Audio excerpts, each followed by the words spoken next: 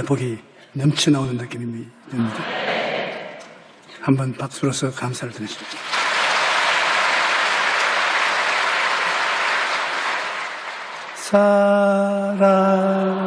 사랑하는 자여 내 영혼이 잘된 같이 내가 범사에 잘되고 하기를 내가 간구하노라.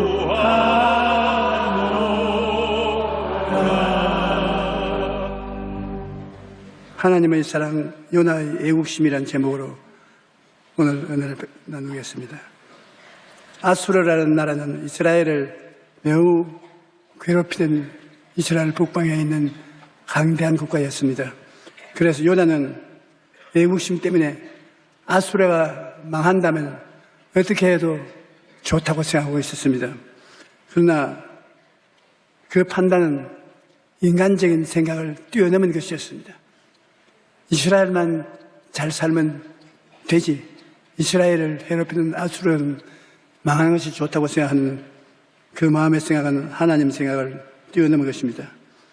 요나는 하나님의 뜻을 거역하고 자기 뜻을 세우기 위해서 하나님 명령을 어기고 배를 타고 도망을 치다가 태풍에 걸려서 물속에 빠지게 되고 물고기 뱃속에 들어가게 되기까지 했습니다.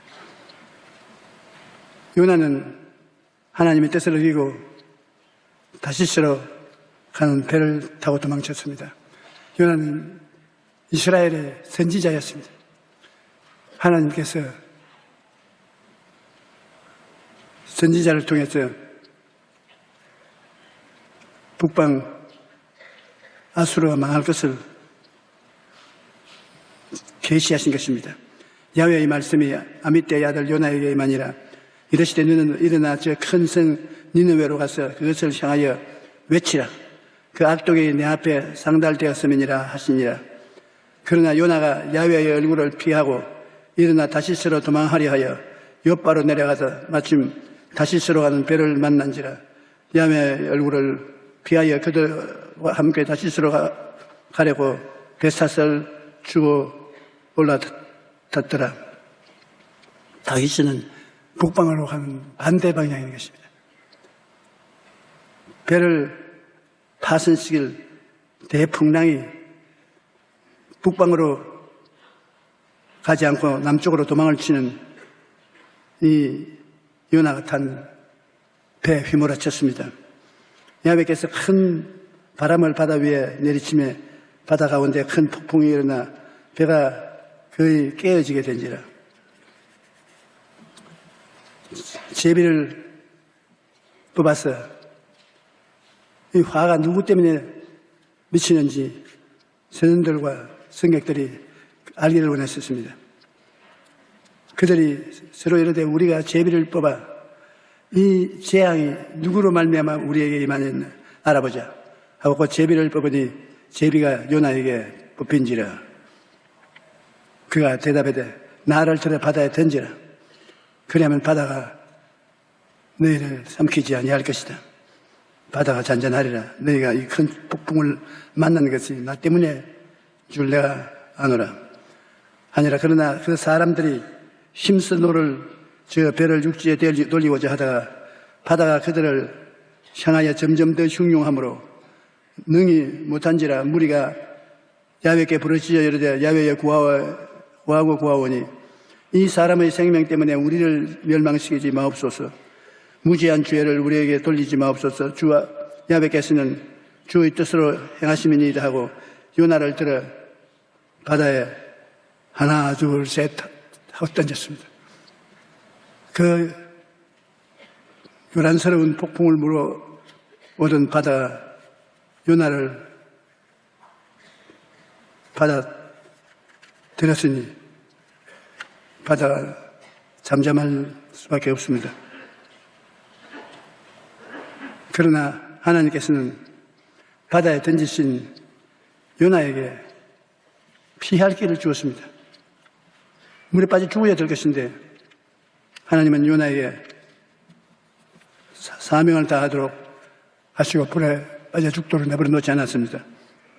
고린도전서 10장 13절에 보면 사람이 감당할 시험 밖에는 너희가 당한 것이 없나니 오직 하나님은 미쁘사 너희가 감당하지 못할 시험 당함을 허락하지 아니하시고 시험 당할 즈음에 또한 피할 길을 내사 나라의 너희로 능히 감당하게 하시느니라.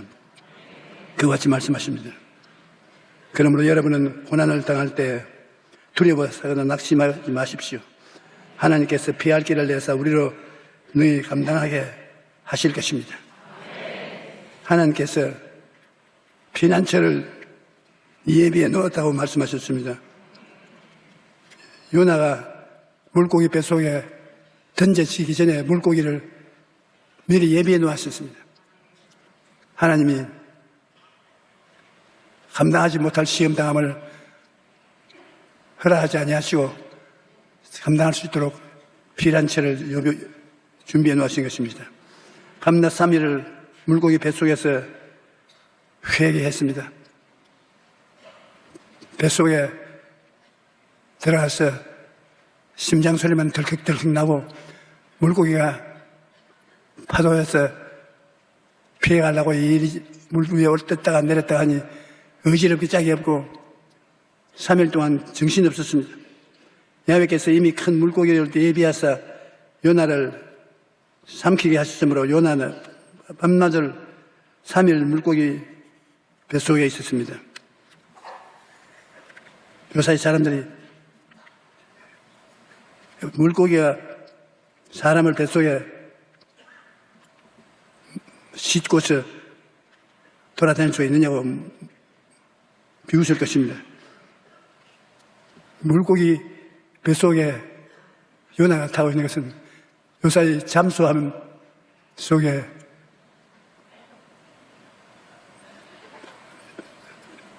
수많은 군인들이 타고 돌아다니는 것에 비교하면 아무것도 아닌 것입니다. 하나님은 하고자 하시는 무엇인지 하시는 것입니다. 1장 17절에 야훼께서 이미 큰 물고기를 예비하사 요나를 삼키게 하셨으므로 요나가 밤낮 3일을 물고기 뱃속에 있으리라. 우리는 이 구절을 읽을 때 물고기 뱃속에서 3일 동안이나 있다니 얼마나 고통스러웠을까 생각할 것입니다. 우리는 어머니 뱃속에서 다 10개월을 있었는데 요나가 다 큰 사람이 하나님 예비한 물고기 뱃속에 3일 동안 있게 한 것은 아무것도 아닌 것입니다. 나는 그렇게 생각합니다.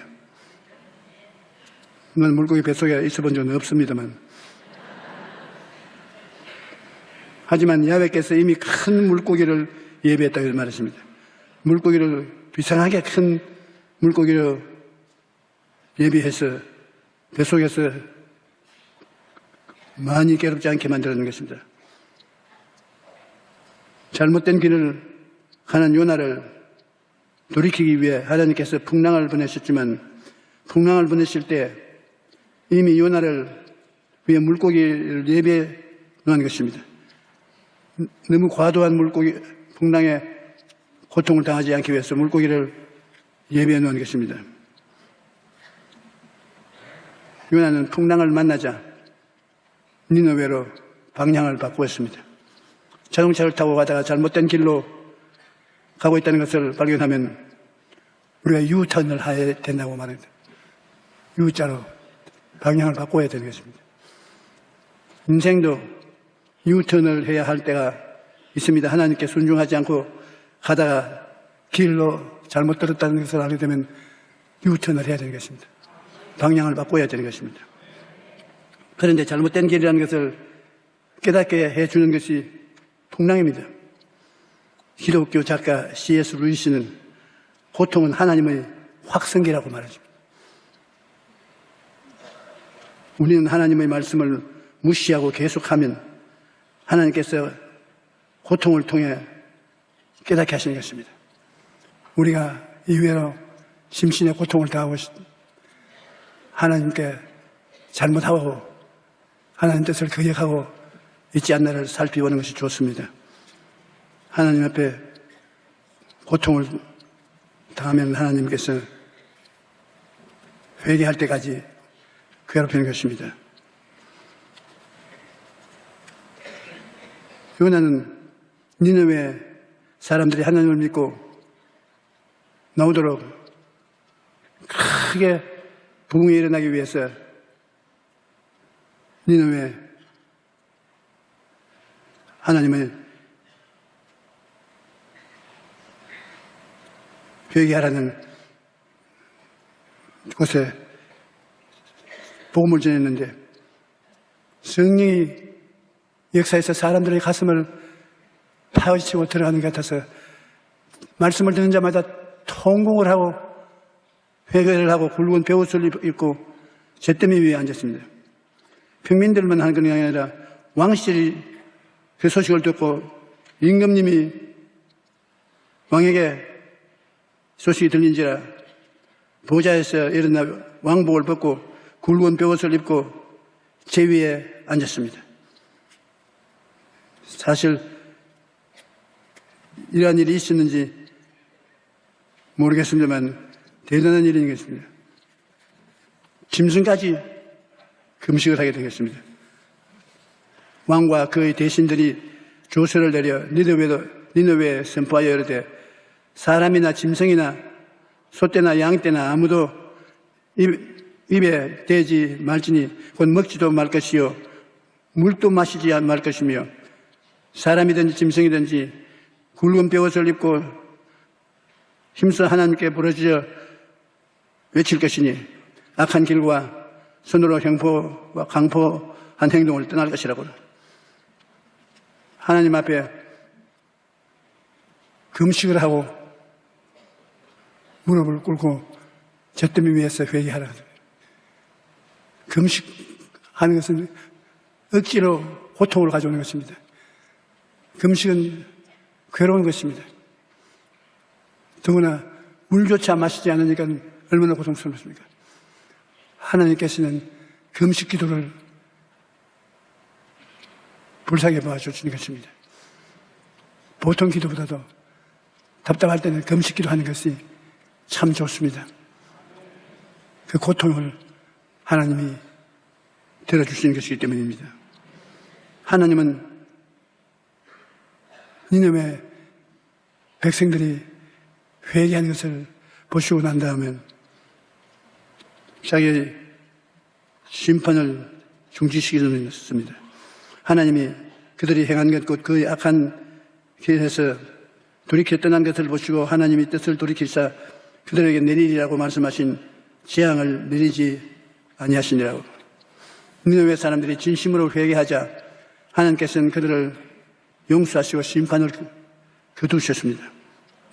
하지만 요나는 계속해서 정죄와 심판을 주장했습니다. 하나님께서 니느웨 성에 심판을 중지하겠다고 선포를 했는데도 요나는 하나님은 결국 그 성을 심판해야 된다고 따로 성 동편에 운막을 짓고 앉아서 하나님이 심판하기를 기다리고 있었습니다. 나는 의롭고 너는 악하다. 그러한 마음으로 나는 심판을 면하지만 너희들은 심판을 받아야 된다고 생각하는 것입니다. 우리는 나는 의롭고 너는 죄가 많다는 생각을 종종 하는 것입니다. 도토리 키재기라는 말이 있습니다. 우물에 돌멩이를 던지면 굵은 돌도 깔아앉고 적은 돌도 깔아앉습니다. 굵은 돌은 붕덩 하고 깔아앉고 적은 돌은 퐁당 하고 깔아앉는 거죠. 소리만 다르지 깔아앉기는 다 깔아앉는 것입니다. 우리가 죄를 지으면 하나님 앞에 다 죄인입니다. 큰 죄가 있고 적은 죄가 있지만 하나님께 심판받고 지옥으로 내려가기는 일방이겠습니다. 우리가 죄를 몇 번까지 지을 수 있는가 그런 생각을 종종 합니다. 베드로가 예수님께 나와서 주님, 우리가 죄 지은 자를 몇 번이나 용서해 줘야 됩니까? 죄 지은 자가 하루에 7번씩 죄를 회개하고 오면 용서해 줄 수 있습니까? 하나님께서 하루에 죄를 7번씩 70번을 지었고 회개하고 돌아오면 용서해 주라고. 죄는 용서해 줄 수 있는 대로 용서를 해주면 좋습니다. 하나님은 용서를 해주시기를 원하시는 것입니다. 정죄와 심판은 주장하는 요나에게 하나님이 교훈을 가르치기를 원했습니다. 움막지옥을 짓고 있는데 하루 저녁 사이에 능쿨이 그 움막을 덮었습니다.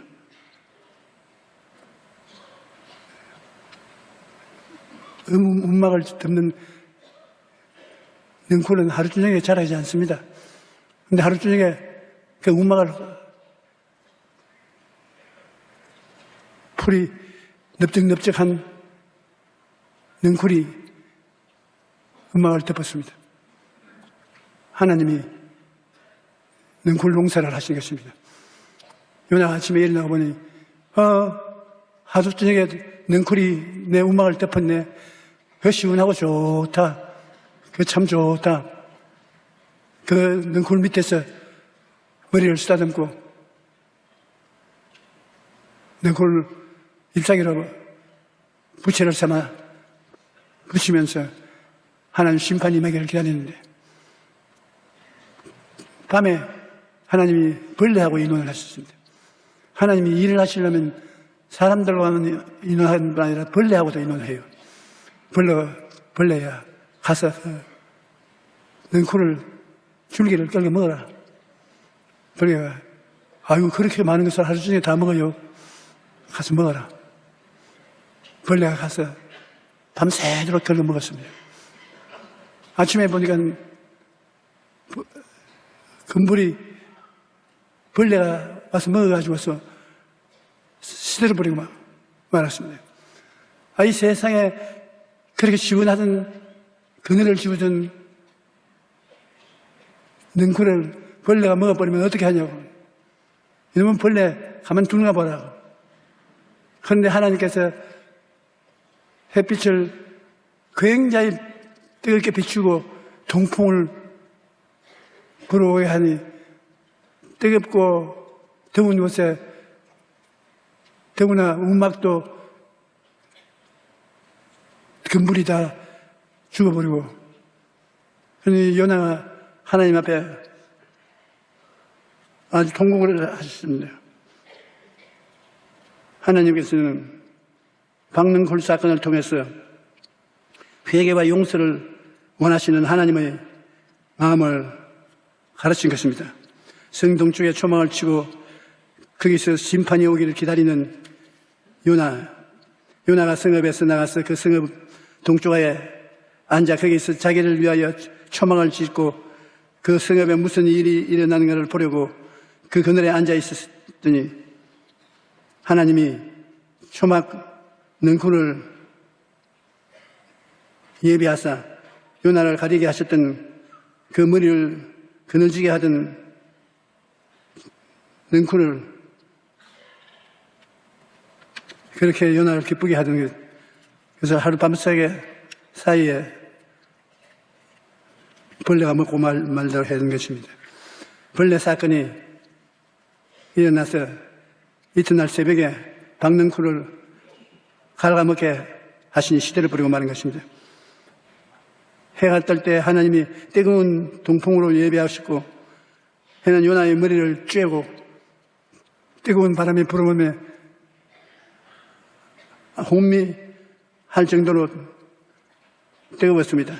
요나는 스스로 죽기를 구하여 사는 것이 죽는 것보다 낫다고 통곡을 했습니다. 하나님이 요나에게 이르시되 내가 이 박는 걸로 말미암아 성을 내고 벌레 박는 걸 먹었다고 그렇게 탄식하는 것이 옳으냐? 하나님 무슨 말을 하시는 것입니까? 내가 성내는 것이 옳을 수 있고 또 옳을 수 있습니다. 내가 성내어 죽기까지 할지라도 하나님 옳습니다. 그 하나님께서 자비와 긍휼로 너희를 용서하신 것을 가르친 것입니다. 야훼께서 이르시되 내가 수고도 아니하고 재배도 아니하고 하룻밤에 났다가 하룻밤에 말라버린 이 박능쿨을 아꼈거든 하물며 이 큰 성읍 니느웨에는 좌우를 불면하지 못하는 자가 12만 명이에요. 어린아이들 12만 명이 있다는 것입니다. 가축도 많이 있나니 내가 아끼는 것이 마땅하지 않느냐. 야훼의 말씀에 너희는 이제라도 금식하고 울며 애통하고 마음을 다하여 내게로 돌아오라 하셨나니 너희는 옷을 찢지 말고 마음을 찢고 너희 하나님 야훼께로 돌아올지어다. 그는 은혜로우시며 자비로우시며 노하기를 더디하시며 인애가 크시사 뜻을 돌이켜 재앙을 내리지 아니하시나니 하나님은 우리를 용서하고 구원하시기를 원하시는 하나님이신 것입니다. 에스겔서 18장 23절에 내가 어찌 악인이 죽는 것을 조금만 기뻐하겠느냐. 그가 돌이켜 그 길에서 떠나 사는 것을 어찌 기뻐하지 아니하겠느냐. 예수님께서도 하나님이 세상을 이처럼 사랑하사 독생자를 주셨으니 이는 그를 믿는 자마다 멸망하지 아니하고 영생을 얻게 하려 하십니다. 그러므로 누구든지 죄를 회개하고 하나님께 나오면 하나님께서 그를 용서하시고 구원해 주시는 것입니다. 새해가 시작되면 많은 사람들이 이런저런 계획들을 세웁니다. 하지만 사람이 마음으로 자기의 길을 계획할지라도 그 걸음을 인도하시는 이는 하나님이십니다. 그런데 우리도 인도하시는 하나님은 우리에게 꿈과 희망을 주기를 원하시는 것입니다. 에레미야서 29장 11절에 너희를 향한 나의 생각을 내가 아나니 평안이요 재앙이 아니라 너희에게 미래의 희망을 주는 것이 아버지의 뜻이라고 말하고 있는 것입니다. 그러므로 우리를 새해 시작하면서 꿈과 희망을 마음속에 품어야 되는 것입니다. 이와 마찬가지로 하나님께서 우리를 위해 멋진 미래를 계획하고 계셔도 우리 마음에 꿈이 없으면 앞으로 나가지 못하고 인생이 제자리에 멈춰 있는 것입니다. 여러분이 꿈과 희망을 품고 나아가면 하나님께서 올해 한 해 동안 놀라운 변화와 발전을 주실 것입니다.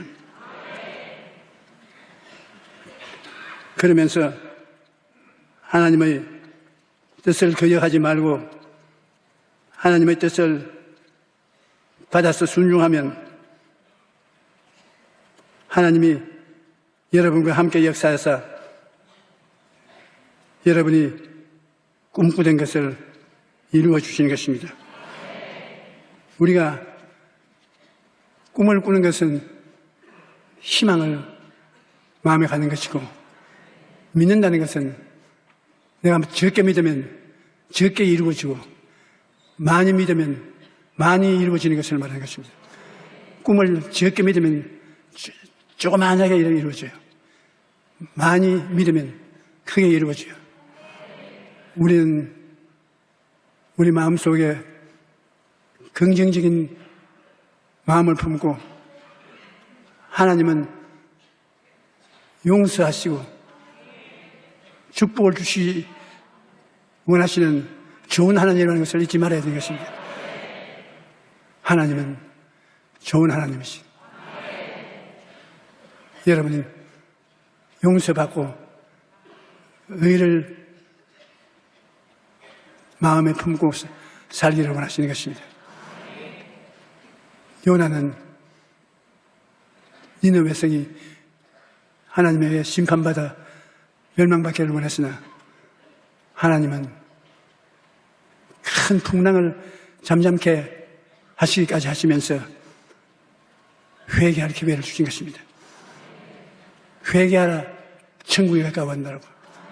회개하고 나오는 사람은 유대인이나 이방인 할 것 없이 하나님은 용서해 주신 것입니다.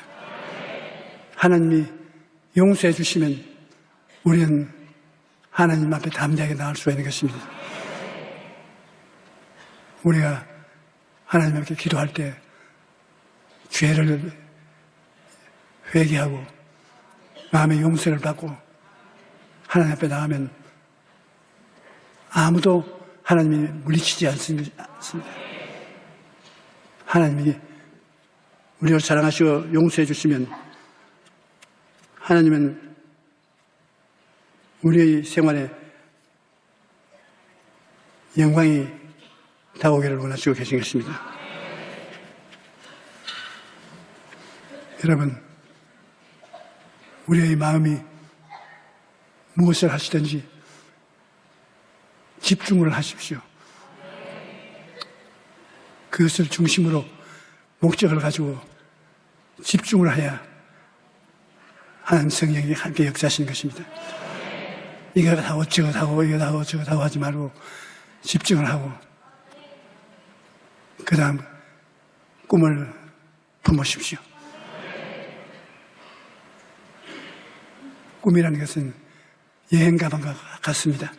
여행 가방이 있어야 여행할 때 무엇을 담아서 가져가기도 하고 가져오기도 하는 것인데 여러분이 무엇을 갖기를 원하면 꿈을 품어야 되는 것입니다.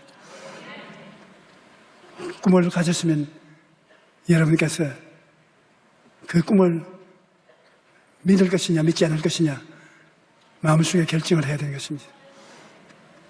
조금 믿으면 조그마한 일이 일어나고 많이 믿으면 많이 일어나는 것입니다. 왜냐하면 성경에는 내 믿은 대로 될 것이라고 했습니다. 그리고 입술로 하나님께서 나와 같이 계심으로 일은 이루어진다고 늘 시인하십시오. 우리 머릿속에 원수 마귀가 부정적인 것을 심어놓으려고 노력을 많이 합니다. 가치가 둥지를 치듯이 여러분 머리에 둥지를 치고 마귀가 새끼를 놓고 우리를 도둑질하고 죽이고 멸망시키려고 하는 것입니다. 부정적인 머리에 생각이 있으면 늘 부정적인 말을 하는데 그 부정적인 것을 무엇으로 쫓아내느냐? 말로서 쫓아내는 것입니다. 예수님 이름으로 명하는 이 물러갈지어다. 예수님의 보혈로 명하는 이 물러갈지어다. 그리스도의 권세를 가지고 명하는 이 물러갈지어다. 입술에 말로서 내가 쫓으면 공중에 빙글빙글 돌다가 떠나가 버리는 것입니다. 둥지를 치지 못하게 하고 머릿속에 하나님의 말씀이 둥지를 치게 해야 되는 것입니다. 하나님 말씀을 그 나라와 그 일을 구하라. 그러면 이 모든 것을 다 하시리라. 제가 채찍에 맞음으로 내가 나음을 얻었나니라. 주라 줄 것이요 곧 후회되어 눌러 흔들어 넘치게 삼게 주리라. 하나님의 약속의 말씀을 머릿속에 둥지를 치고 그렇게 외우면 그 열매가 주렁주렁 열리게 되는 것입니다. 여러분, 새해에는 성령의 도우심으로 영혼의 잘됨같이 범사의 잘됨에 강건하고 생명을 얻되 넘치게 얻도록 살게 되시기를 주의 이름으로 축원합니다.